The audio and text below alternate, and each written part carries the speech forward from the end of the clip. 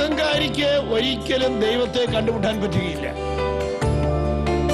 ഒരു കൂട്ടര് ജീവിതത്തിൽ ബലഹീനരാണെന്ന് അറിയുന്നവര്, മറ്റവര് അറിയാൻ പോകുന്നവര്.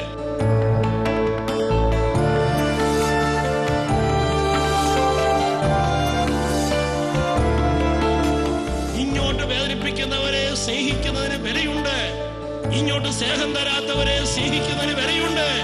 കാരണം നമ്മുടെ കർത്താവായ യേശു ക്രിസ്തു അതിന്റെ വില കുരിശിൽ വെച്ചിരിക്കുകയാണ്. ഹല്ലേലൂയ.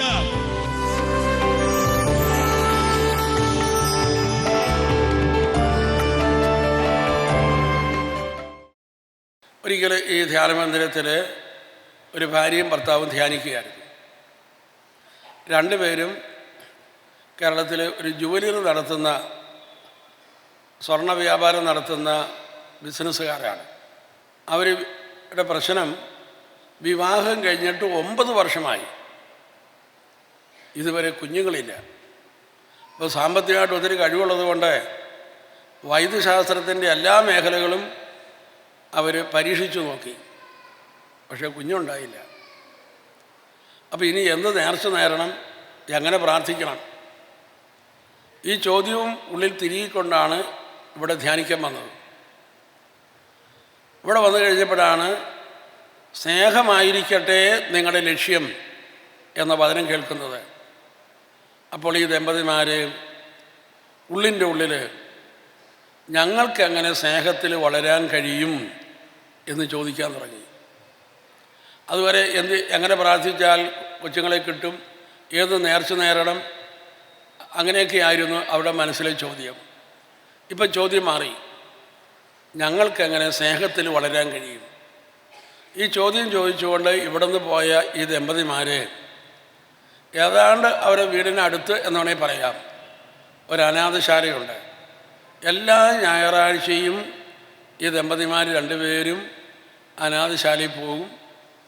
അവിടെയുള്ള കുട്ടികളെ സഹായിക്കും, അവരുടെ ഡ്രസ്സ് അലക്കി കൊടുക്കും, അവർ കിടക്കുന്ന സ്ഥലം അടിച്ച് വൃത്തിയാക്കി കൊടുക്കും, പഠിക്കാൻ ബുദ്ധിമുട്ടുള്ളവരെ ആ രീതിയിൽ സഹായിക്കും, സാമ്പത്തിക ബുദ്ധിമുട്ടുള്ളവരെ ആ രീതിയിൽ സഹായിക്കും.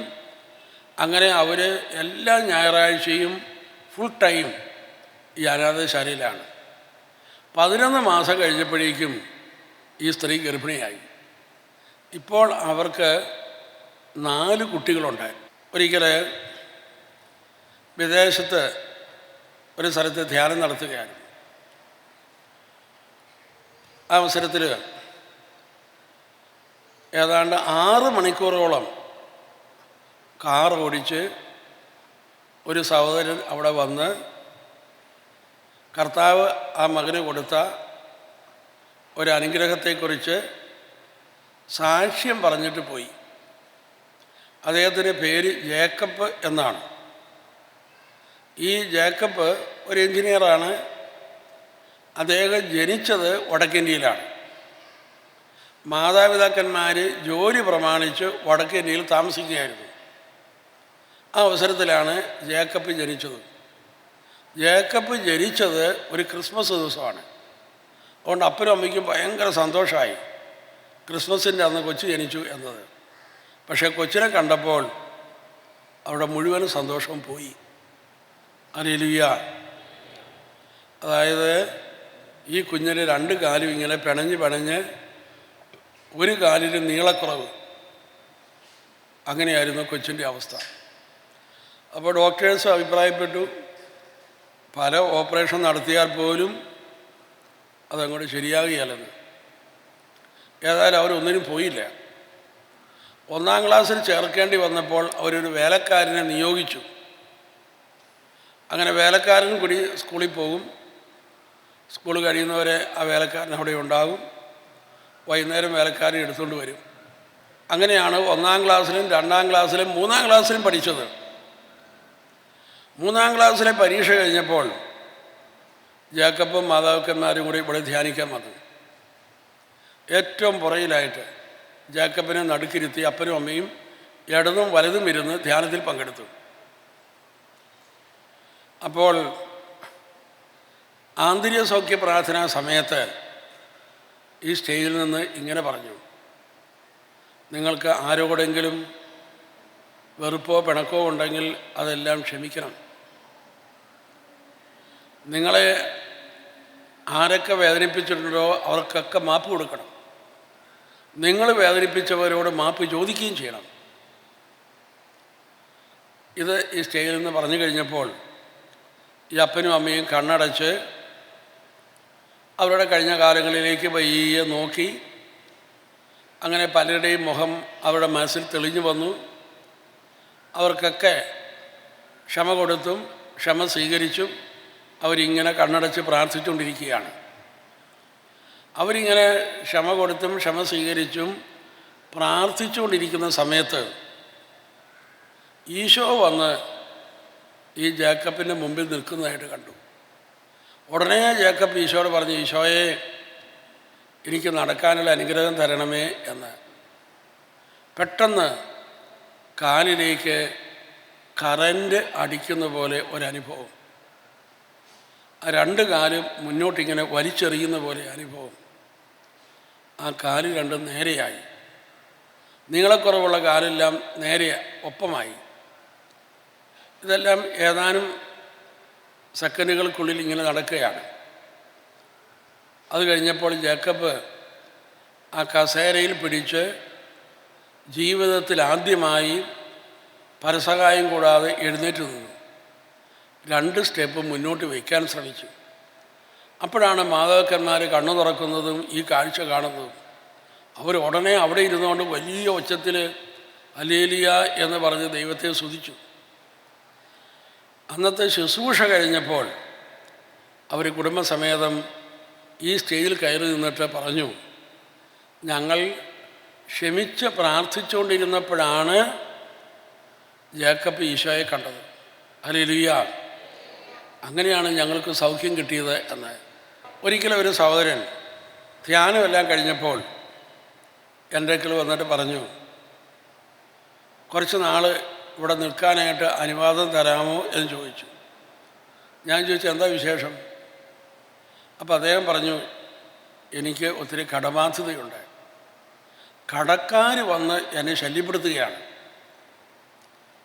അപ്പോൾ ഇവിടെയാണെങ്കിൽ ഒത്തിരി ആളുകളൊക്കെ ഉണ്ടല്ലോ, അപ്പോൾ ഒരു ധൈര്യമൊക്കെ ഉണ്ട്, ഇവിടെ നിന്നോട്ടെ. അപ്പം ഞാൻ ഇയാളോട് ചോദിച്ചു, വീട്ടിൽ പറഞ്ഞിട്ടാണോ ഇയാൾ ഇവിടെ നിൽക്കുന്നത്? അപ്പോൾ അയാൾ പറഞ്ഞു, വീട്ടിലൊന്നും പറഞ്ഞിട്ടില്ല. അപ്പം ഞാൻ ചോദിച്ചു, ഭാര്യയോട് പറയാൻ പാടില്ലായിരുന്നോ? അപ്പോൾ അയാൾ പറയാ, ഭാര്യയോട് പറഞ്ഞു കഴിഞ്ഞാലേ കടക്കാർ വീട്ടിൽ വരുമ്പോൾ അവൾ പറയും ഇന്നോടത്തുണ്ടെന്ന്. അപ്പോൾ പിന്നെ ഞാനിവിടെ നിന്നിട്ട് കാര്യമില്ലല്ലോ, അതുകൊണ്ട് ഞാൻ പറയാതെയാണ് പോകുന്നത്. അപ്പം ഞാൻ വീണ്ടും ഇയാളോട് ചോദിച്ചു, എത്ര രൂപയുടെ കടമുണ്ടെന്ന് ഭാര്യയ്ക്കറിയാമോ? അതൊന്നും ഞാൻ അവളോട് പറഞ്ഞിട്ടില്ല. അപ്പം ഞാൻ ഇയാളോട് പറഞ്ഞു, ഏറ്റവും പ്രധാനപ്പെട്ട കാര്യം സ്നേഹത്തിൽ വളരുക എന്നതാണ്. ദൈവം നിങ്ങൾക്ക് തന്ന ഏറ്റവും വലിയ ബന്ധമാണ് നിങ്ങളുടെ ജീവിത പങ്കാളി. ആ ബന്ധം വേണ്ടത്ര ഷെയറിങ്ങോ ഒന്നുമില്ലാതിരിക്കുകയാണ്. അപ്പം അതുകൊണ്ട് ആ ബന്ധം നേരെയാക്കും. അപ്പോൾ ബാക്കിയൊക്കെ ദൈവം തരും. ഹല്ലേലൂയ. അതുകൊണ്ട് ഇയാൾ കുറേ നാളായല്ലോ എങ്ങനെ കടം വീടും എന്ന് ആലോചിക്കാൻ തുടങ്ങിയിട്ട്. ഇന്ന് ആ ചോദ്യം അങ്ങ് നിർത്ത്. എനിക്കങ്ങനെ സ്നേഹത്തിൽ വളരാൻ കഴിയും എന്ന് ചോദിക്കുക. അങ്ങനെ അദ്ദേഹം ചോദിക്കാൻ തയ്യാറായി. അങ്ങനെ ചോദിക്കാൻ തയ്യാറായപ്പോൾ അയാളുടെ മുമ്പിൽ ദൈവം അയാൾക്ക് കൊടുത്ത ഏറ്റവും വലിയ ബന്ധമാണ് ഭാര്യയുമായിട്ടുള്ള ബന്ധം. അപ്പം അദ്ദേഹം ഏതായാലും നേരെ വീട്ടിൽ ചെന്ന് അടുത്ത ധ്യാനത്തിന് പുള്ളിക്കാരൻ ഭാര്യയും കൂടെ കൂട്ടിക്കൊണ്ടുവന്നു. അങ്ങനെ 2 പേരും കൂടെ ഒരുമിച്ച് ഇവിടെ ധ്യാനം കൂടി. ധ്യാനം കഴിഞ്ഞപ്പോൾ ഈ പുള്ളിക്കാരൻ അപ്പുറത്തുള്ള ഓഡിറ്റോറിയത്തിൻ്റെ ഒരു മൂലയിലേക്ക് ഭാര്യയെ വിളിച്ചുകൊണ്ട് പോയി. ഭാര്യയോട് പറഞ്ഞു, എനിക്ക് കുറച്ച് കാര്യങ്ങളൊക്കെ നിന്നോട് പറയാനുണ്ട്. അങ്ങനെ അവർ ആ മൂലയിലിരുന്നു. വിവാഹം കഴിച്ച നാൾ മുതൽ അന്ന് വരെയുള്ള പുള്ളിക്കാരൻ്റെ ബിസിനസ് കാര്യങ്ങളെല്ലാം പുള്ളി ഭാര്യയുടെ മുമ്പിൽ തുറന്ന് പറഞ്ഞു. അപ്പോൾ ഇയാൾക്കൊരു പേടിയുണ്ടായിരുന്നു, ഇത്രയും രൂപയുടെ കടമുണ്ടെന്നറിഞ്ഞാൽ ഭാര്യ എങ്ങനെയായിരിക്കും പ്രതികരിക്കുക എന്ന്. ഏതായാലും ഇയാളെല്ലാം പറഞ്ഞു കഴിഞ്ഞപ്പോഴേക്കും ഭാര്യ എഴുന്നേറ്റ് ഭർത്താവിനെ കെട്ടിപ്പിടിച്ചിട്ട് പറഞ്ഞു, ഇന്ന് വരെ എനിക്ക് തോന്നാത്തവണ്ണം വലിയ സ്നേഹം നിങ്ങളോട് തോന്നുന്നു എന്ന്. ഇത് കേട്ടപ്പോഴേക്കും ഇയാൾ പൊട്ടിക്കരഞ്ഞു. ഇയാൾ പയ്യെ ഓർത്തു, ഞാൻ എത്ര രാത്രികൾ ഈ കടബാധ്യതയെക്കുറിച്ച് തനിച്ചിങ്ങനെ ഓർത്തോർത്ത് വേദനിച്ചിരുന്നിട്ടുണ്ട്. അപ്പോഴും എൻ്റെ ഭാര്യ എൻ്റെ അടുത്തുണ്ട്. പക്ഷേ അവളോട് ഇതൊക്കെ ഒന്ന് ഷെയർ ചെയ്യാനുള്ള എളിമ എനിക്കില്ലായിരുന്നു. ഞാൻ എൻ്റെ കാര്യങ്ങളൊക്കെ ഞാൻ ധരിച്ചു നടത്തും. ഞാനെന്ന് പറഞ്ഞാൽ ഞാനാണ്.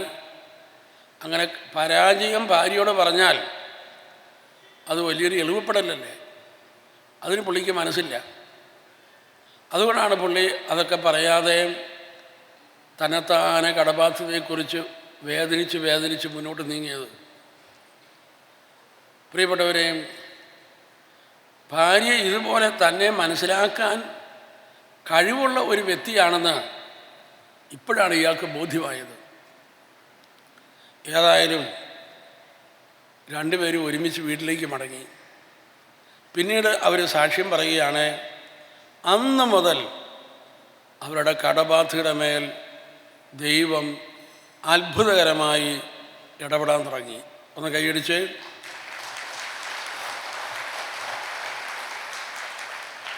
Hallelujah, hallelujah, hallelujah, hallelujah.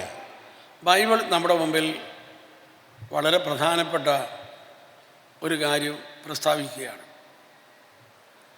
അതായത് നമ്മുടെ ഉള്ളിൽ ആരോടെങ്കിലും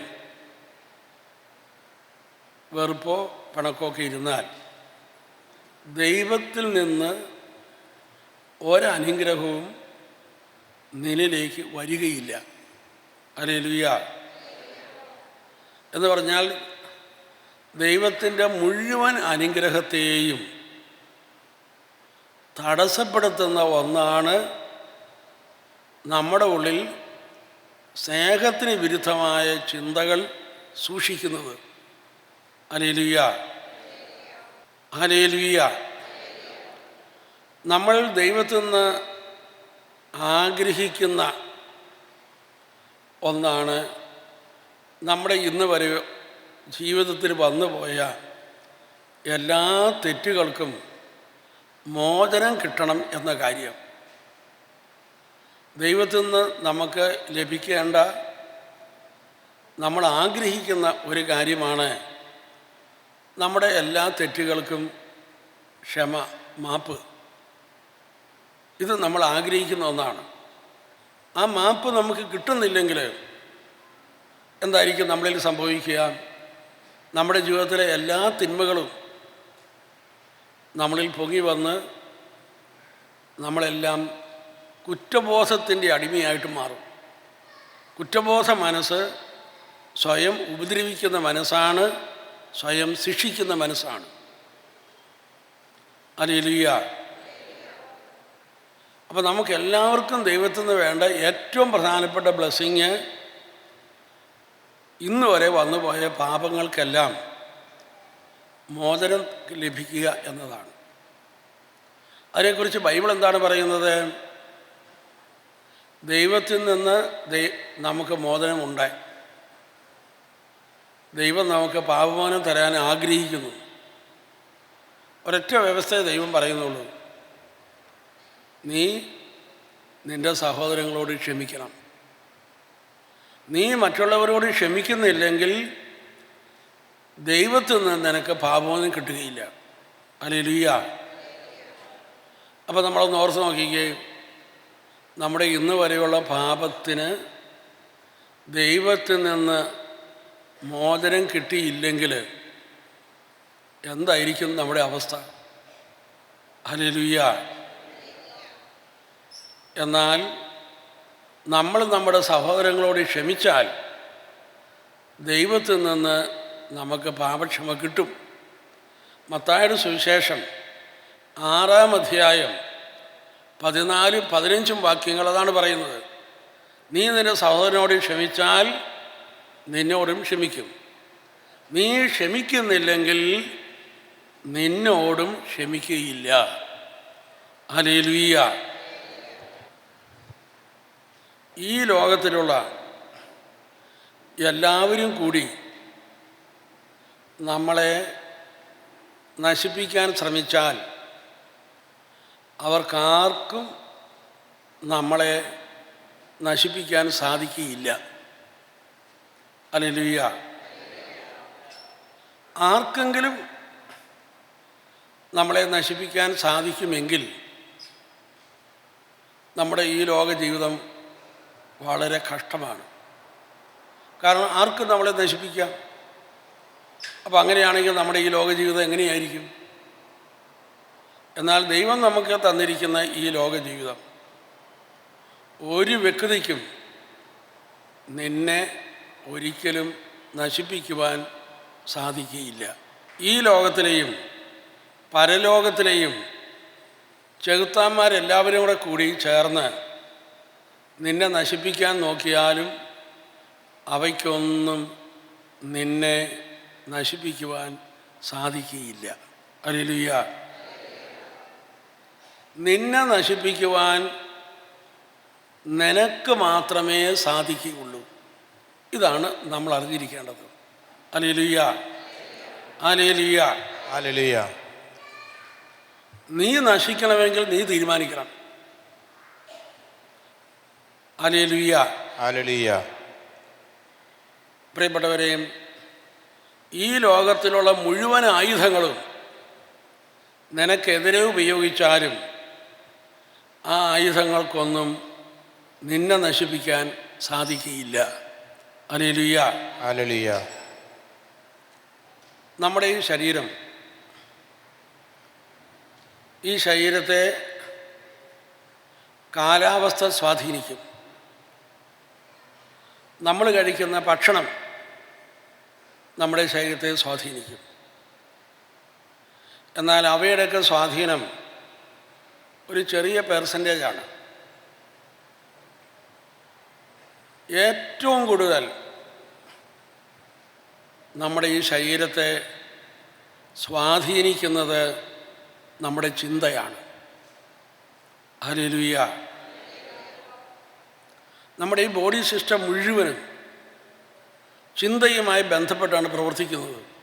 ഹല്ലേലൂയ. അപ്പം ഞാൻ നേരത്തെ സൂചിപ്പിച്ചു, ഈ ലോകത്തിലെ എല്ലാ മാരകായുധങ്ങളും നിനക്കെതിരായി ഉപയോഗിച്ചാലും നിന്നെ നശിപ്പിക്കാൻ സാധിക്കുകയില്ല. മനുഷ്യനെ നശിപ്പിക്കാൻ ഒരൊറ്റ ആയുധത്തിനെ സാധിക്കുകയുള്ളൂ, അത് അവൻ്റെ ചിന്തയാണ്. ഹല്ലേലൂയ. ഏത് ചിന്തയാണ് നിന്നെ നശിപ്പിക്കുന്നത്? സ്നേഹത്തിനെതിരായ ചിന്ത നിന്നെ നശിപ്പിക്കും. മനുഷ്യനെ വളർത്തുന്നത് സ്നേഹം മാത്രമാണ്. സ്നേഹത്തിന് എതിരായിട്ടുള്ളത് മുഴുവനും നിന്നെ നശിപ്പിക്കും. അതുകൊണ്ട് നീ ഏത് ചിന്തയിലിരിക്കണമെന്ന് നീ തീരുമാനിക്കേണ്ടത്. സ്നേഹത്തിനെതിരായ ചിന്ത നമ്മുടെ തലയിലിരുന്നാൽ നമ്മൾ നമ്മളെ തന്നെ നശിപ്പിക്കുകയാണ്. നീ നിന്നെ തന്നെ നശിപ്പിച്ചാൽ ആർക്കും ഒന്നും പറയാനില്ല. കാരണം നീ തന്നെയാണ് നിന്നെ നശിപ്പിക്കുന്നത്. ദൈവത്തിന് പോലും അതിനകത്തൊന്നും പറയാനില്ല. അപ്പം അതുകൊണ്ട് നമ്മൾ അറിഞ്ഞിരിക്കുക, സ്നേഹത്തിനെതിരായ ചിന്ത തലയിൽ കൊണ്ടുവരുമ്പോൾ ഞാൻ എന്നെ തന്നെ നശിപ്പിക്കുകയാണ്. സ്നേഹം മാത്രമാണ് നമ്മളെ വളർത്തുന്നത്. ബൈബിളിൻ്റെ മുമ്പിൽ രണ്ട് വിധത്തിലുള്ള ചിന്തകളേ ഉള്ളൂ. ഒന്ന് നമ്മളെ സ്നേഹത്തിൽ വളർത്തുന്ന ചിന്ത, രണ്ടാമത് സ്നേഹത്തിന് എതിരായ ചിന്ത. എല്ലാ നെഗറ്റീവ് വികാരങ്ങളും നെഗറ്റീവ് ചിന്തയിൽ നിന്നാണ് വരുന്നത്. എല്ലാ നെഗറ്റീവ് ചിന്തയും സ്നേഹത്തിനെതിരായ ചിന്തയാണ്. അങ്ങനെ ബൈബിൾ പഠിപ്പിക്കുന്നത്. ഭയം, നിരാശ, ആകുലത, ഉത്കണ്ഠ ഇതെല്ലാം സ്നേഹത്തിന് എതിരായ ചിന്തകളാണ്. Hallelujah, hallelujah. ഹല്ലേലൂയ. നമ്മുടെ നാട്ടിൽ നമ്മുടെ സ്കൂളിലൊക്കെ ഭയത്തിൻ്റെ വിപരീതം എഴുതാൻ പറഞ്ഞാൽ ധൈര്യം എന്ന് എഴുതിയാലേ മാർക്ക് കിട്ടുള്ളൂ. എന്നാൽ ബൈബിളിൻ്റെ അടിസ്ഥാനത്തിൽ ഭയത്തിൻ്റെ വിപരീതം എന്ന് പറയുന്നത് സ്നേഹമാണ്. Hallelujah, hallelujah. Hallelujah, hallelujah. അപ്പോൾ ഭയത്തിൻ്റെ വിപരീതം ധൈര്യമാണ് എന്ന് ചിലർക്ക് ധരിച്ചു വച്ചിരിക്കുന്നത് കൊണ്ട് ഭയം മാറാൻ അവരെന്ത് ചെയ്യുന്നു? ധൈര്യം കിട്ടാൻ എന്താ മാർഗം? അതിനെ പുറകെ സഞ്ചരിക്കുന്നു. ധൈര്യം കിട്ടാൻ വേണ്ടി പലതിൻ്റെ പുറകെ പോകുന്നു.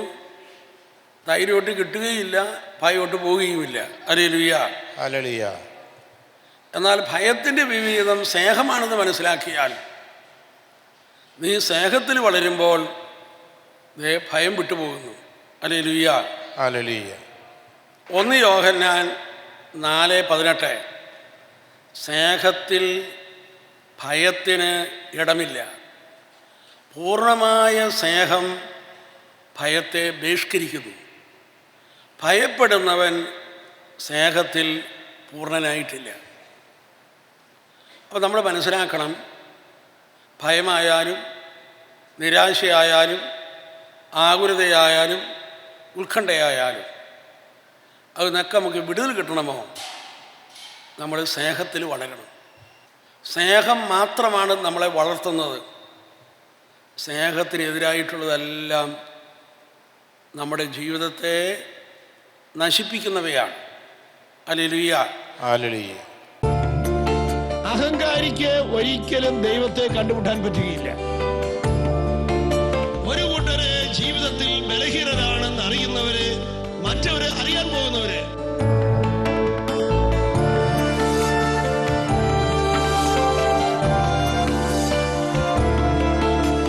ഇങ്ങോട്ട് വേദനിപ്പിക്കുന്നവരെ സ്നേഹിക്കുന്നതിന് വിലയുണ്ട്. ഇങ്ങോട്ട് സ്നേഹം തരാത്തവരെ സ്നേഹിക്കുന്നതിന് വിലയുണ്ട്.